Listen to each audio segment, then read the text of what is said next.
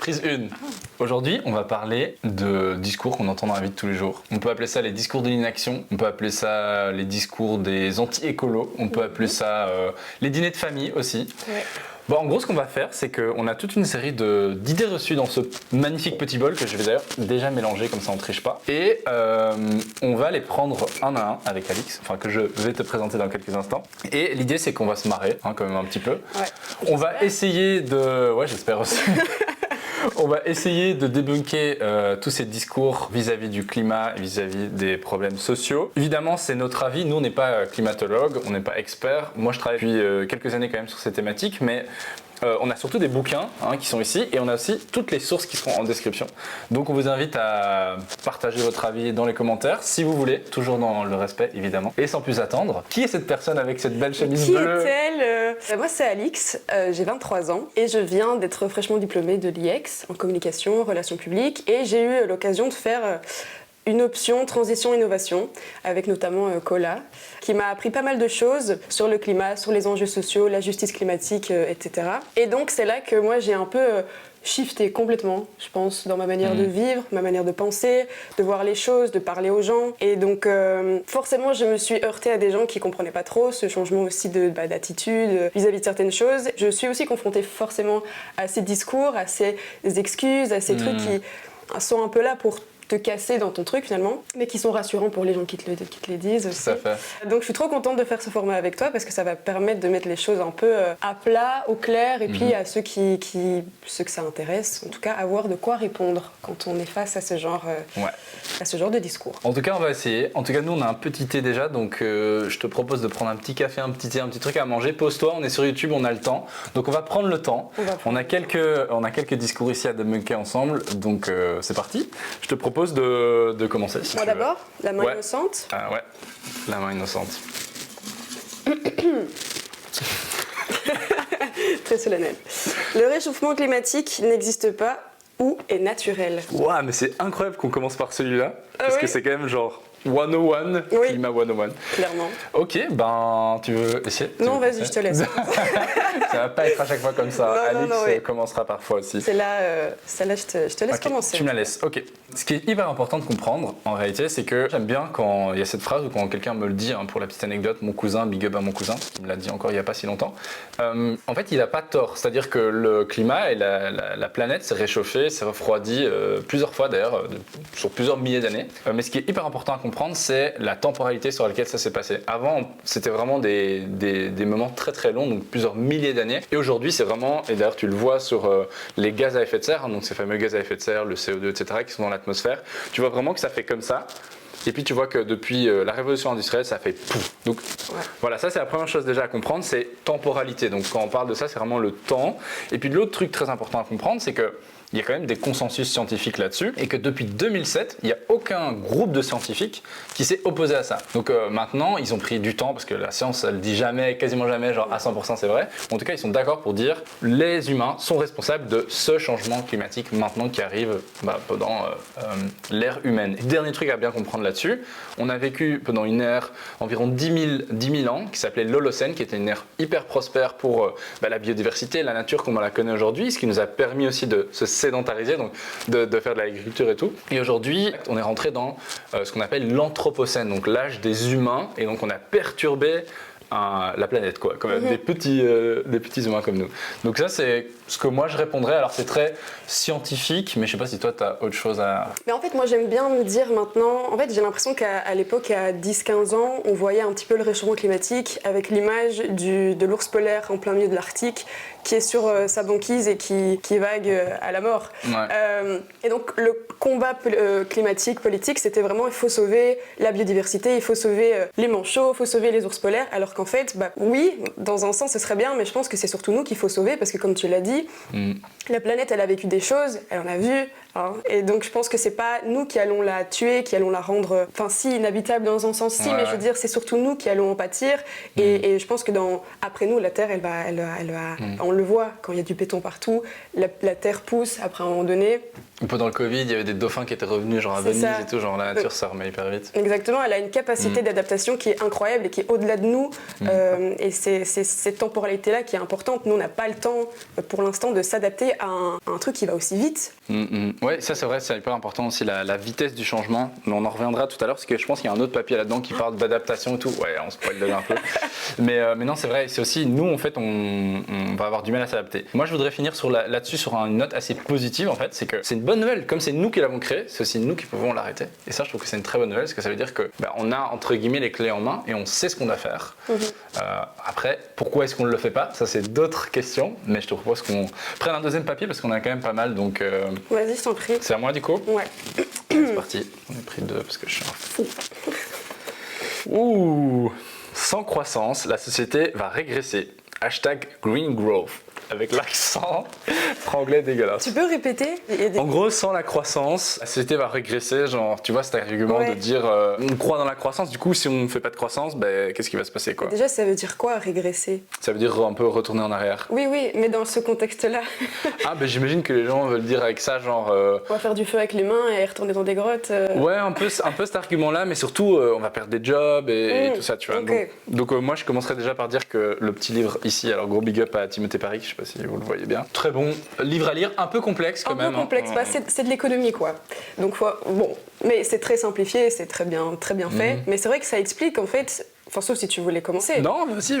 Ça explique en fait, oui, on a des jobs actuellement, on a une économie qui tourne, on a quelque chose, mais qui n'a pas toujours existé. Et surtout, dans ce livre-là, il explique bien que c'est des choses qui ne sont pas forcément nécessaires et qui ne contribuent pas non plus forcément à notre bonheur. Au contraire. Je pense qu'une régression, ou plutôt une décroissance, mais même si c'est des mots qui ont un peu ce bagage négatif quand tu les dis, c'est quelque chose qui peut être que positif dans nos vies. On le voit dans d'autres civilisations, les autres peuples qui se prennent pas autant la tête que nous, qui vont pas aussi vite que nous, qui sont pas dans la croissance, dans les chiffres, dans les machins, et vivent aussi bien. Et un jour, tu m'as dit, c'est vrai que l'IA, etc., ça va remplacer des jobs, des trucs et tout, mais on aura toujours besoin de fermiers qui vont dans les champs pour récolter les tomates, on aura toujours besoin de gens qui vont s'occuper des enfants, enfin des choses un peu où il y a du lien social, où il y a de quoi se suffire, se sustenter, et c'est tout ce qui est nécessaire. Produire à outrance, je vois pas là où on peut, jusqu'où on peut aller, quoi. Mais t'as super bien retenu le livre, moi j'avais pas retenu autant de trucs. J'ai étudié. Bravo, waouh. Non, moi je dirais un autre truc que j'ai retenu de ce bouquin que je trouve assez incroyable, c'est l'histoire du PIB. Alors le PIB, genre les politiques et tout parlent que de ça depuis des années, genre le PIB. La croissance. La croissance de la zone euro. La croissance s'établit à 0,5%. Incertitude géopolitique, droits de douane, efforts budgétaires. Ici, l'exemple qu'il donne dans le bouquin que j'adore, il parle d'une forêt et il dit voilà, t'es une entreprise, tu vas couper des arbres d'une forêt. L'arbre n'a aucune valeur qu'à partir du moment où il est coupé, brûlé, transformé. Oui. Ça, c'est un truc de malade. Donc, l'association qui va défendre la forêt n'a aucune valeur aux yeux du PIB. Nous, en gros, ce qu'on fait là, c'est-à-dire être un média indépendant, essayer de sensibiliser les gens, éduquer, donner envie d'agir et tout. Techniquement, aux yeux du PIB, ça n'a aucune valeur. Non. Et ça, c'est dingue parce que ça veut dire que la nature, en tant que ressource, à la base, n'a pas de valeur dans notre société. Et c'est ça que je trouve très intéressant. Et juste pour revenir sur un autre truc avec la décroissance, ce qu'il faut retenir avec ça, je pense, c'est que en gros, la décroissance, il faut décroître certaines choses et on peut continuer à croître toute une série d'autres choses, donc lien social, etc., etc. Quand on parle de décroissance, il faut bien faire la différence pour moi entre les pays les plus industrialisés, les plus riches, entre guillemets, parce que j'aime pas dire développés, je trouve que c'est bizarre de dire ça. Mais par contre, il y a d'autres pays qui doivent encore croître et croître dans toute une série de choses. Mais en gros, on parle vraiment des pays occidentaux qui, eux, doivent décroître une série de choses et qui peuvent continuer à croître dans d'autres. Mais c'est pas une facile, celle-là. Non, c'est très technique, quoi. C'est un peu technique, mais donc voilà, Timothée Paris, il a une belle moustache, il parle bien, en plus de son bouquin, donc si jamais vous voulez voir. C'est pas le seul, c'est juste que lui, il démocratise ça super bien, je trouve, donc ça c'est pas mal. Suivant. À ton tour. Alors, la technologie va nous sauver. Non. Non. Voilà, suivant. Non, juste un truc là-dessus, hyper rapide. La technologie peut nous aider, mais c'est un pari très risqué de miser tout là-dessus. Dans le sens où, genre, on a des limites, on a des ressources, limitées. On n'a pas des limites ressourcées, ça veut rien dire. Et donc je pense que c'est un peu risqué d'aller tout parier là-dessus. Et on a quand même besoin de produire moins, je crois, dans l'ensemble. Donc aller se dire qu'on va tout résoudre avec la technologie, je pense que c'est vraiment très risqué. Et ouais, pareil, je suis pas ultra connaisseur sur cette thématique en particulier, mais tu vois que le numérique, il prévoit des chiffres de malade dans le futur sur la pollution que ça va avoir. Ah oui, c'est un peu, tu vois, le numérique à tout va. Maintenant, c'est l'IA à tout va. On utilise ça, enfin tout le monde utilise ça tous les jours. Donc, je pense que dans une certaine mesure, la technologie peut nous aider, mais il faut vraiment faire attention à ça. Et justement, il faut revenir plutôt à des trucs plus essentiels et à de la low tech. Mais il y a plein de trucs hyper intéressants qu'on peut faire avec justement des éléments plus naturels, sans aller chercher du cobalt à l'autre bout du monde, avec toutes les choses que ça implique aussi d'un point de vue humain, quoi. Non, c'est ça. Et c'est comme les gens qui disent, c'est peut-être un truc qui est là-dedans aussi, je vais vite, mais les gens qui disent ouais, mais t'es écolo, mais t'as un iPhone, t'as un téléphone, etc. Oui, mais on est tellement dépendant de ces technologies que si on est de plus en plus dépendant, mais qu'est-ce qu'on va foutre, quoi? De toute façon, c'est plus facile de rien faire et de rien dire. Ah, bon entente. Salut. Bon, j'espère que vous avez encore 1 heure devant vous parce qu'il y a encore des papiers. Non, mais ça va. On va prendre les meilleurs. Ah, ben voilà. Les écolos veulent nous faire revenir au Moyen-Âge. Ah. Ok. Oui. Ouais. Non, mais non. Mais non, mais je pense que les gens, ils aiment trop aussi faire un tout ou rien, quoi. Ouais, c'est très binaire. Si t'as pas les dernières technologies, tu vas faire du feu en forêt et tu vas dans un bunker. Et les gens n'ont pas du tout cette idée, enfin cette envie, je pense que c'est pas du tout un truc qui donne envie non plus, vu comment on en parle, dans l'imaginaire en tout cas collectif. Cette idée de la sobriété, de juste être là et de vivre. Et c'est tout. L'argumentaire qui va venir. C'était quoi la question? Non, mais moi, en fait, ce qui m'intéresse, c'est toi aussi, justement, parce que je me rappelle quand même qu'on a eu cette discussion aussi. C'est toi, il y a pas si longtemps, t'aurais pu dire ça à quelqu'un potentiellement. Et donc c'est un peu parce que tu parles de sobriété. La sobriété, pour moi, c'est juste revenir à l'essentiel. Ouais. Et tu vois, si tu prends la génération peut-être pas de nos parents, mais plutôt de nos grands-parents, ils vivaient avec moins, ils vivaient mieux. Et tu l'as mentionné tout à l'heure, moi j'ai eu la chance de voyager un peu. Alors il y a des gens qui vont me dire, t'es pas cohérent. Oui, d'accord.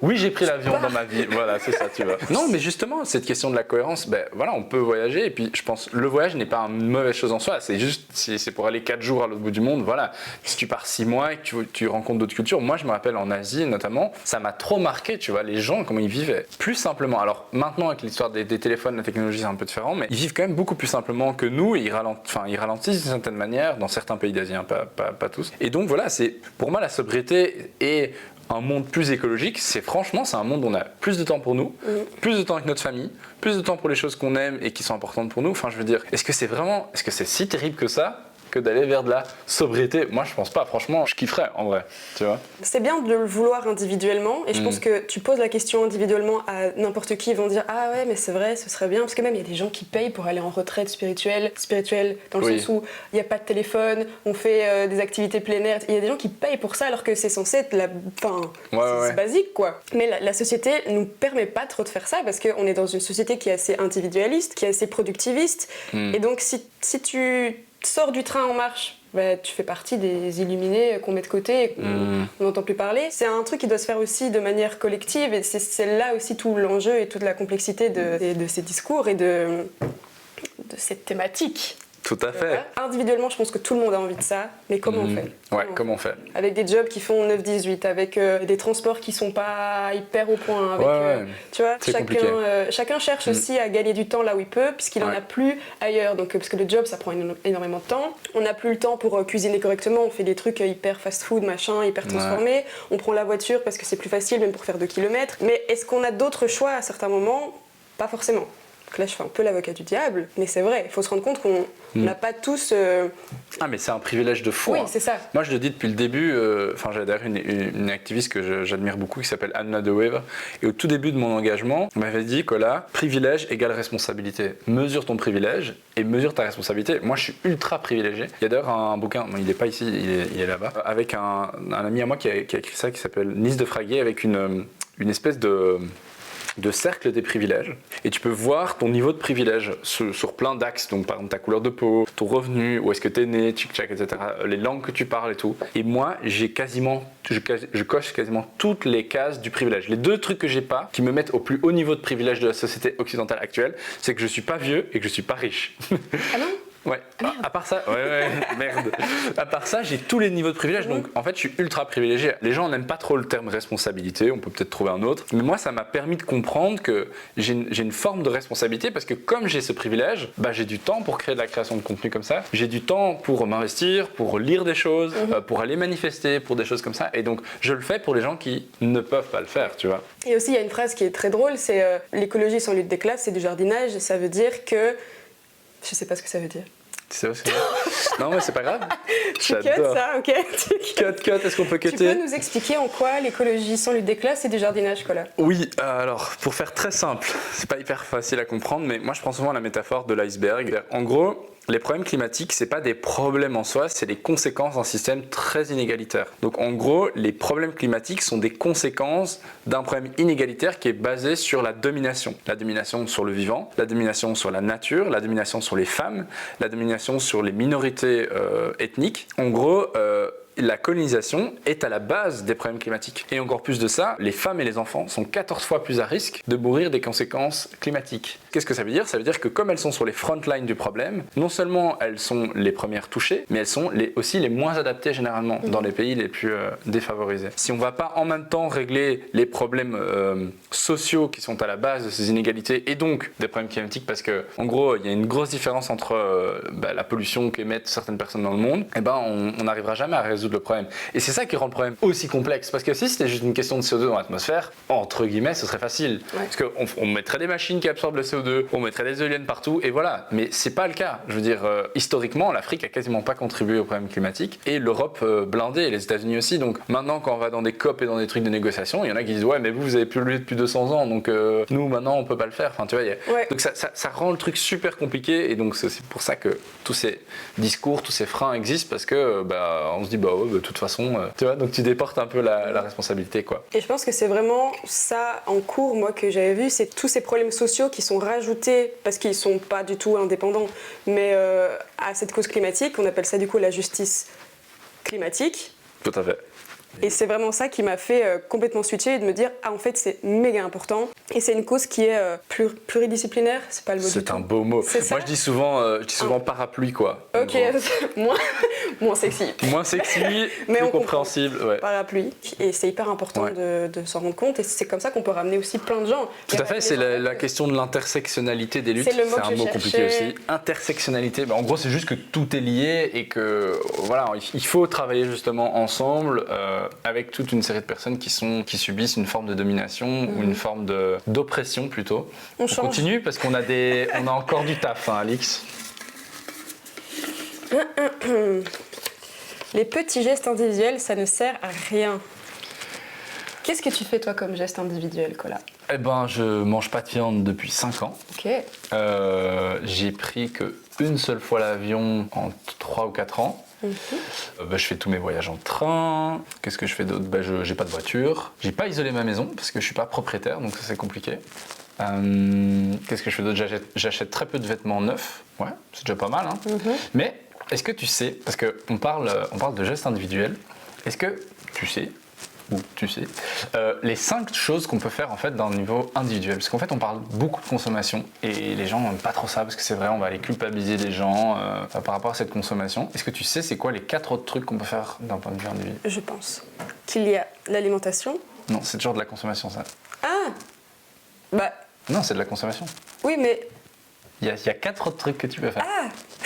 Elle était là en mode toute fière, en mode... Ah oui, en plus je vois le livre qui m'a appris Nikita. Ça, qui est là, de Nikita comment?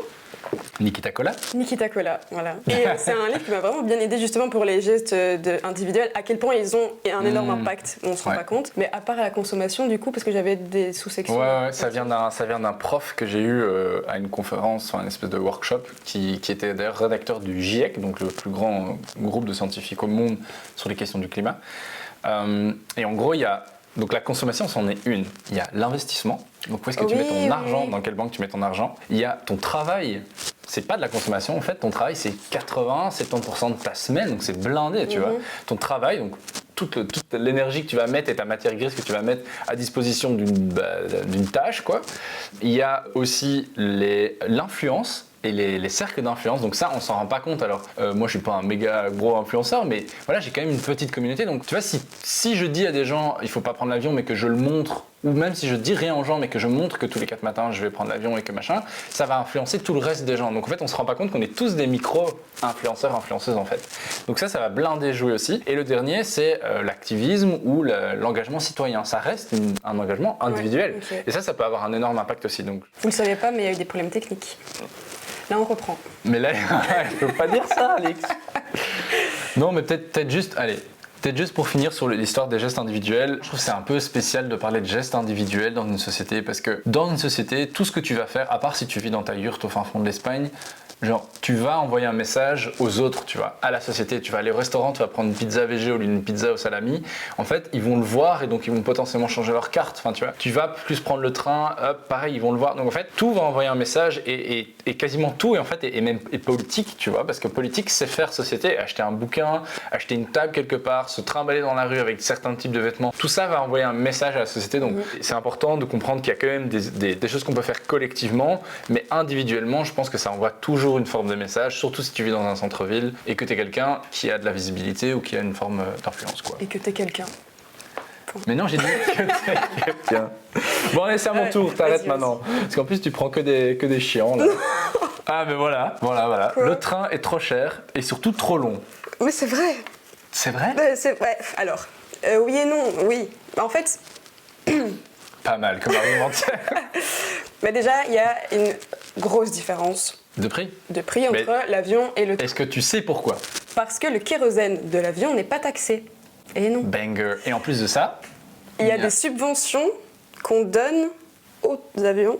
Non, c'est pas tout à fait ça. Il y a un truc avec la TVA. En fait, entre les trains internationaux en fonction des pays, ça va de 0 à 10%. Vu que le kérosène n'est pas taxé et il y a une taxe de passage. En gros, il y a tu vois, la TVA entre les pays. Donc, imaginons tu prends un train entre Bruxelles et la France. Tu vas payer une taxe en Belgique et tu vas payer une taxe en France, en gros. Okay. Ce que tu n'as pas en avion vu que tu voles. A few moments later. C'est vrai. Par contre, sur le fait que le train est plus long, alors on revient à la question du privilège, parce que tout le monde ne peut pas se le permettre. Moi, je trouve qu'il faut changer un peu notre philosophie dont on voit le voyage. Pour moi, le voyage, il démarre quand tu sors de chez toi. Et je vais pas faire genre, le train c'est 40 000 fois mieux que l'avion. Non, l'avion a ses avantages.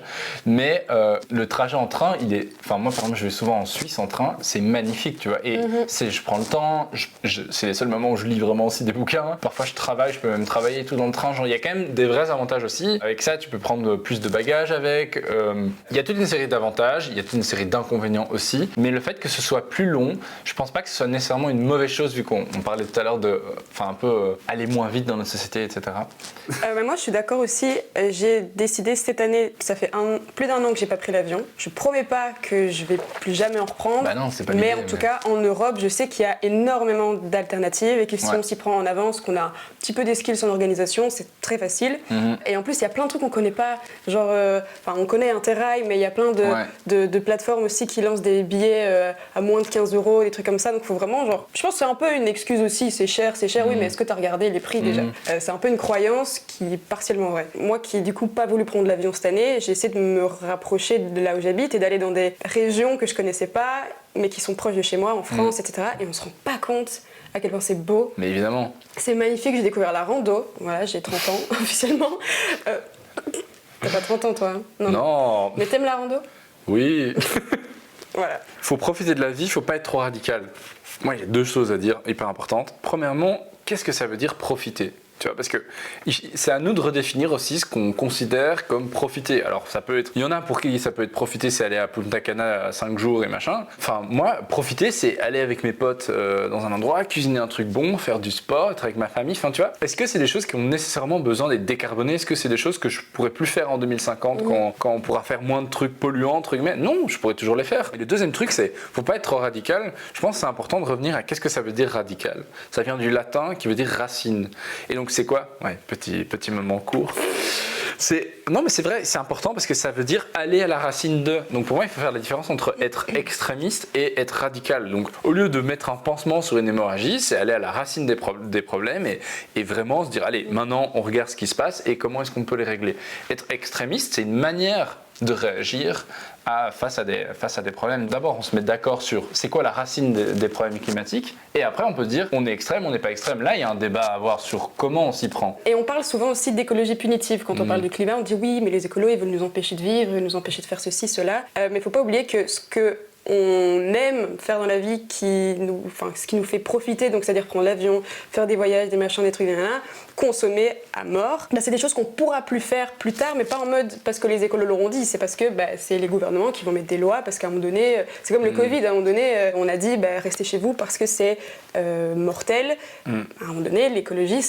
Désolé, on est sur un média positif, mais à un moment donné, ce sera des trucs où tu pourras plus faire ce que tu veux parce qu'il y aura beaucoup trop de conséquences, et c'est là que ce sera de l'écologie punitive, mais ce ne sera pas à cause des écolos, ce sera à cause des conséquences de ce qu'on a consommé. Mais il y avait aussi une autre phrase récemment que j'avais vue qui disait si les écologistes perdent, tout le monde perd. Oui, oui. Mais en fait, c'est vrai.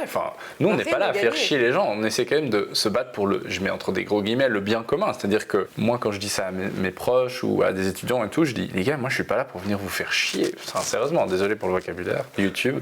Mais vraiment, moi je vous donne des informations, après vous en faites ce que vous voulez. Mais il faut connaître les faits, il faut savoir ce qui se passe, parce qu'aujourd'hui on n'est pas en train d'expliquer aux gens ce qui se passe, on n'est pas en train d'expliquer aux gens ce qu'on doit faire, ce qu'on devrait faire, pourquoi il faudrait le faire. On est beaucoup dans il faut éviter de faire ça pour que peut-être il se passe ça. Mais non, disons plutôt si vous continuez à faire ça, il pourrait potentiellement se passer ça. Mais si vous faites ça, regardez tout ce qu'on pourrait gagner. Regardez quel type de société on pourrait avoir qui pourrait être tellement plus chouette pour plein de choses. Tu vois.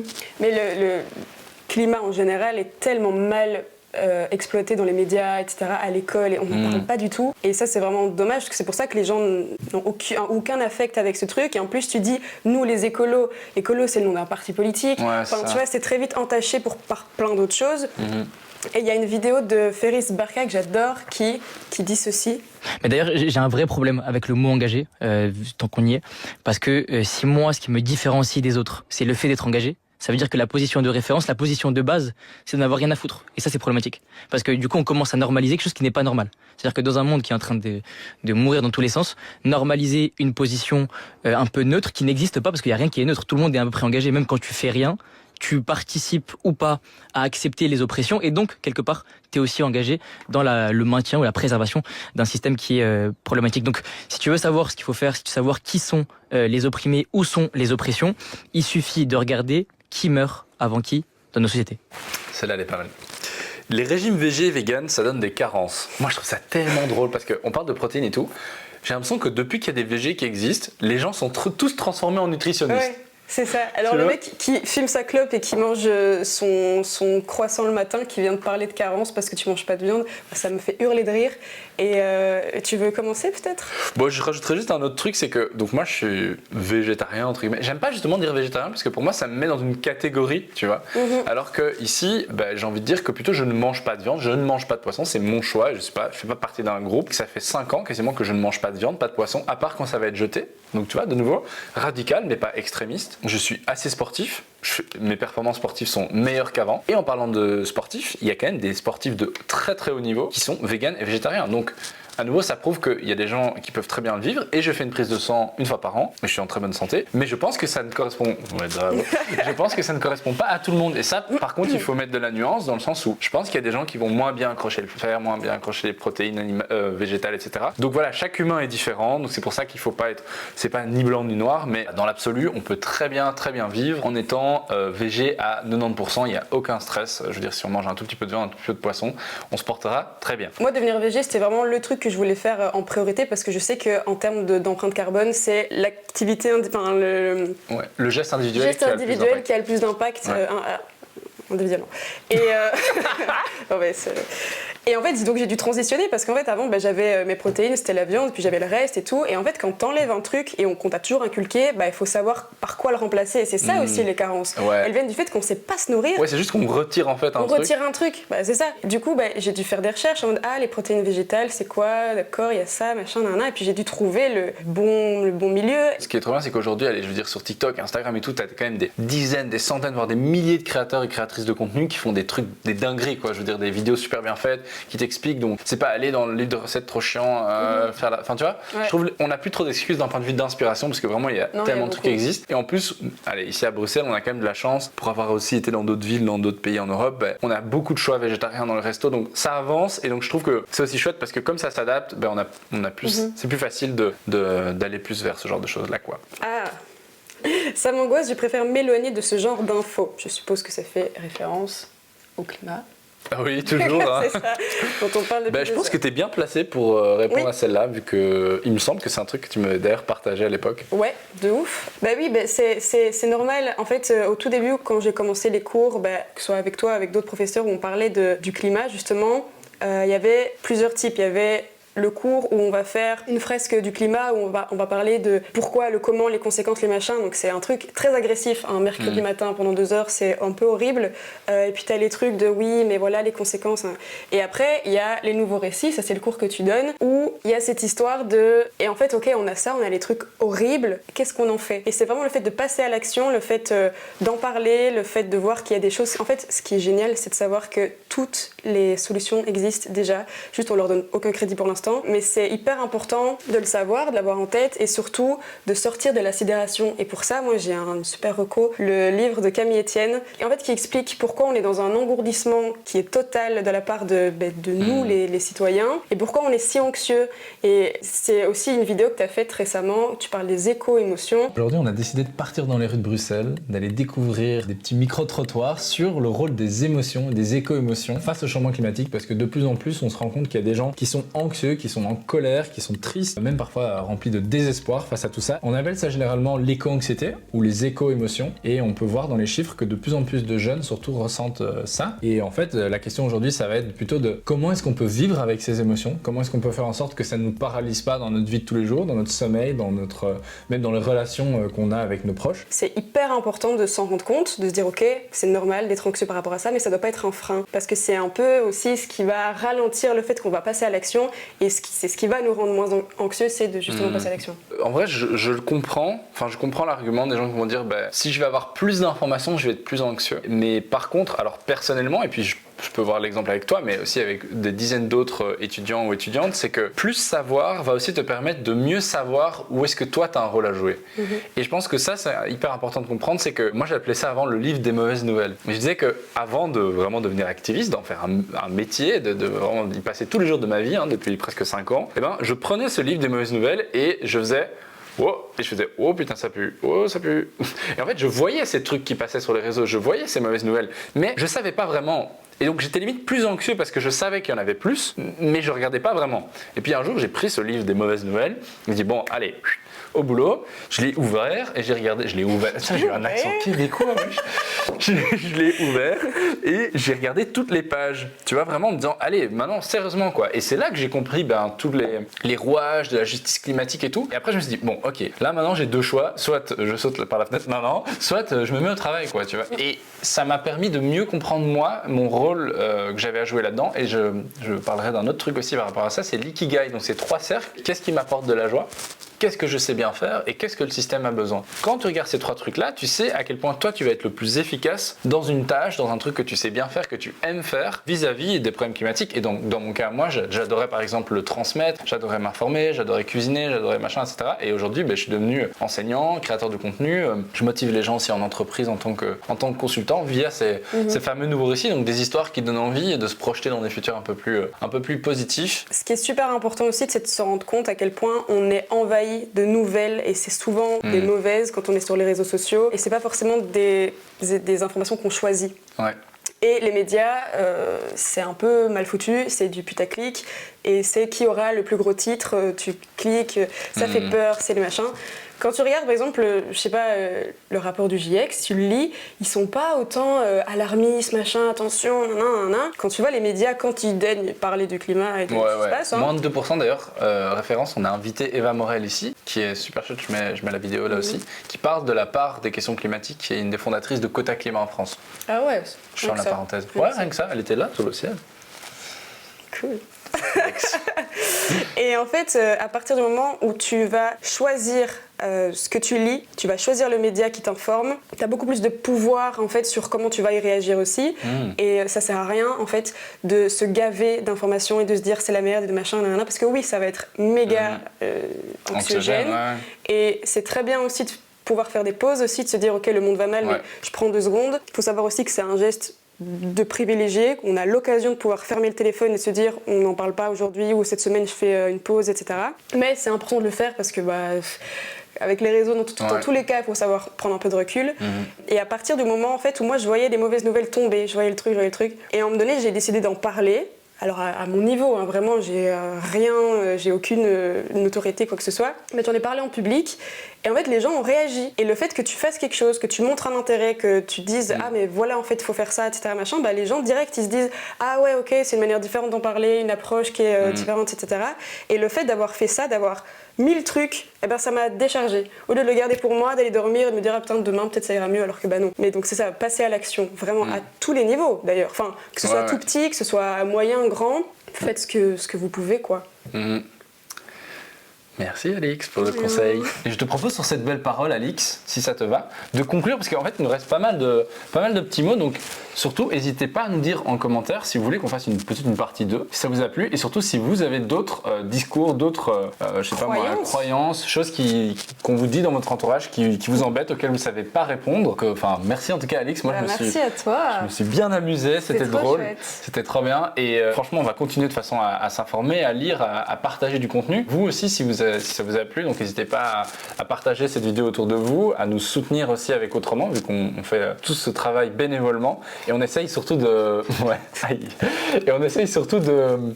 d'inspirer par plus normalement de news positives. Donc si vous avez envie de découvrir des acteurs, des actrices de la transition, toutes des personnes qui sont déjà occupées à travailler sur des solutions, vous avez toutes les vidéos sur cette chaîne. Je sais pas si tu veux encore dire un truc Alix. Vive la vie. Vive la vie.